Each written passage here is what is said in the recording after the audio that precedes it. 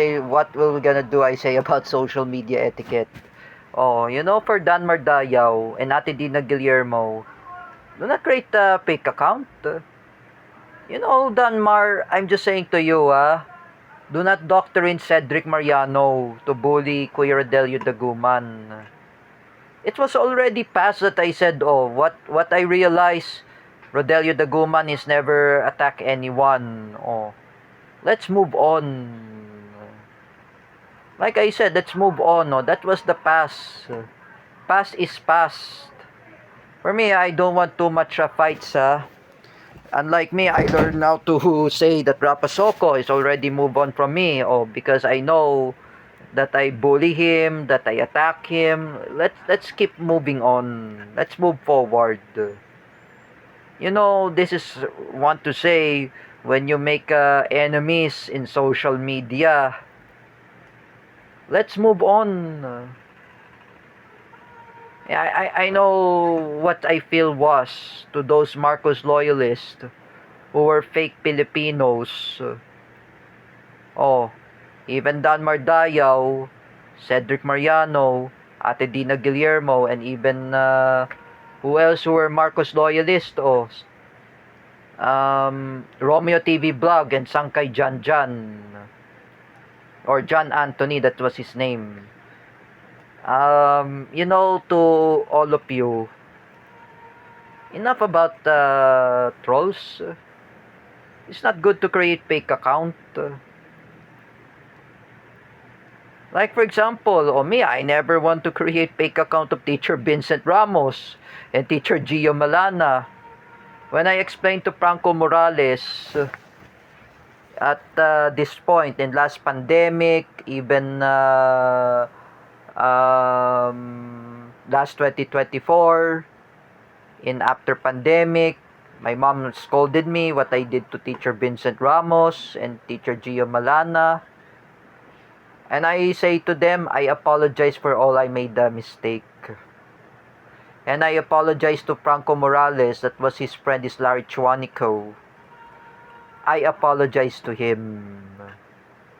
I know Larry Chuanico is just like Louis Texon. He's just like the similar of Louis Texon. I never want to bully Larry Chuanico. When you do a dirty finger, when you do a bad finger, Larry Chuanico apologized to me, and he said to me, when Franco Morales says, ganyan talaga si Larry Chuanico, makulit talaga yan, like I said. He's just like Louis Texon, I mentioned. Compared to Louis Texon, compared to Larry Chuanico. And now Larry Chuanico has been kind also. He doesn't like to be bad influence. He imitate Louis Texon. I say again, Danmar. Ayoko kasi may kaaway. Danmar Dayaw. With all I could say, when I say before, you should imitate Larry Chuanico. You should imitate Louis Texon. Wag ka puro gulo like whatsoever and blaming a person that he doesn't do anything. Even Rodelio Daguman, Kuya Rodelio, he doesn't do anything. Just like I said before, walang kinalaman si Rodelio Daguman kay Cedric Mariano. He has nothing to do against Cedric. You mean that the past that he spread the scandal like Jim Paredes, it's already moved on. We have to learn how to move on. Even Ate Dina Guillermo, even Cedric Mariano, Sangkay Janjan, and Romeo TV Vlog. Please, all of you, let's learn how to move on. Like me, when I criticize those Marcos loyalists who were fake Filipinos, to bash Kuya Rodelio Daguman and to bash Mrs. Annie Gill, they have nothing to do about politics, no related to politics. This is hard to say. When you make nonsense, we have to do a social media etiquette.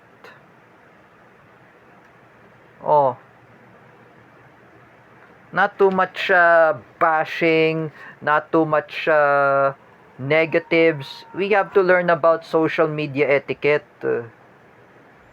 As I imagine when I was told by Luis Cabales, there is social media etiquette. And we need to stop this. Like me, I never want to criticize anyone. Oh, I'm not posting about politics. Like Cedric, oh, he make fake account of Rodelio Daguman to manipulate anyone. No, Rodelio, he has nothing to talk about politics. He's busy in the work. He has no politics. You know, this is hard to say, when Franco Morales warned all of you, you better learn how to use social media etiquette. That is, I learned that from Ate Rona, I learned that from Teacher May, I learned that from who else? Franco Morales, and even I learned that from how to use social media etiquette, from Ate Nenet, we have to be responsible using Facebook. This is hard to say to those Marcos loyalists who were fake Filipinos, posting anything against Rodrigo Duterte, that is fake news. We have to learn how to use social media etiquette. Because in my YouTube video, I promoting how to use social media. Dan Mardayaw, be more responsible. How to use social media etiquette.